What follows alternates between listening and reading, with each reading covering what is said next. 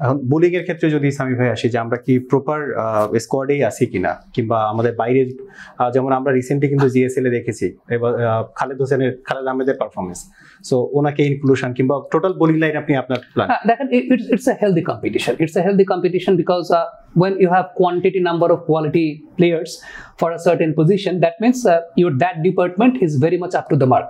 এবং ডেফিনেটলি এটা একটা ভালো দিক। এখন ভালো দিক বললেই যে আসলে আপনার ওই প্লেয়ারটাকে নিয়ে আসতে হবে ব্যাপারটা সেরকম না। একটা টিম তখনই স্ট্রং থাকে যখন তার ব্যাকআপ বেঞ্চটা স্ট্রং থাকে, একটা ডিপার্টমেন্ট তখনই স্ট্রং থাকে যখন তার ব্যাকআপ বেঞ্চটা স্ট্রং থাকে। So it's good to see that you have quantity number of quality performers as far as the bowling is concern, বিশেষ করে পেস বোলিং ইউনিটেড জায়গাটাতে।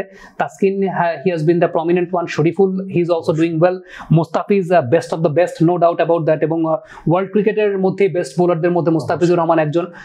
তানজিম হাসান সাকিব, হি is also doing well. Saifuddin, তার ব্যাটিং ক্যাপাবিলিটিটাও আমরা দেখলাম। সো অলরাউন্ডিং অপশনটার জায়গাটাতে সাইফুদ্দিন এবং তানজিম সাকিব আছেন, যদিও তানজিম সাকিবের বোলিংটা স্লাইড বেটার।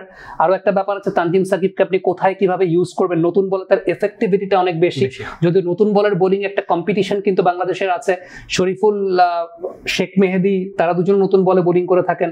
শেখ মেহেদি একটা বেশ ভালো, আমার কাছে মনে হয় যে সবকিছু মিলে ইটস এ হেলদি কম্পিটিশন। এবং দেখেন, এই হেলদি কম্পিটিশনের জন্য আপনি কিন্তু শেখ মেহেদি এবং নাসুম এবং রিশাদ, এদের মধ্যে আসলে দুজনকে বেস্ট 11-এ খেলার লাক্সারি আপনি পেতে পারেন, কিন্তু তিনজনই কেপেবল। ইভেন নাসুমের মতো প্লেয়ার, যিনি লাস্ট ম্যাচে 2টা উইকেট পেয়েছেন এবং সবচেয়ে ভালো বোলিং করেছেন, ব্যাটিংও ভালো করেছেন, তারপরও তাকে কিন্তু আপনি বেস্ট 11-এ সবসময় সুযোগ দিতে পারবেন না। এখন এইটা কিন্তু আলটিমেটলি আমার কাছে মনে হয় যে ইটস আ গুড থিং, যে আপনার টিমের বেস্ট পারফর্মারটাকেও বিকজ অফ দ্য কম্বিনেশন আপনাকে কখনো কখনো টিমের বাইরে রাখতে হচ্ছে। So it's a healthy competition. But as far as batting is concern, I think যেটা আমার কাছে মনে হয় যে আরো কিছু ব্যাকআপ প্লেয়ার আছেন, সেটা নুরুল হাসান সোহান, দেন Mahidul Islam Ankon, they also deserves the opportunity. যদিও গ্লোবাল জিএসএল এর কারণে তাদের আসলে ওইভাবে সুযোগ হয়নি, সেটা যদি অফ দ্য রেকর্ড বলি, অন দ্য রেকর্ড বলি, যাই বলি না কেন, এটা আমরা সবাই বুঝতে পারছি, সবাই আমরা জানি যে যেহেতু গ্লোবালের এই টুর্নামেন্টটা ছিল, এই কারণেই হয়তো এবার ন্যাশনাল টিমে তাদেরকে এই টি20 ফরম্যাটে নেওয়া হয় নাই। যদিও বাংলাদেশ ক্রিকেট বোর্ড থেকে এটা নিয়ে কোনো ক্লারিফিকেশন দেওয়া হয়নি, বাট আপনি ধরে নিতে পারেন যে এটাই আসলে কারণের জায়গাটা, সেটা আমি আপনারা বলেই দিলাম।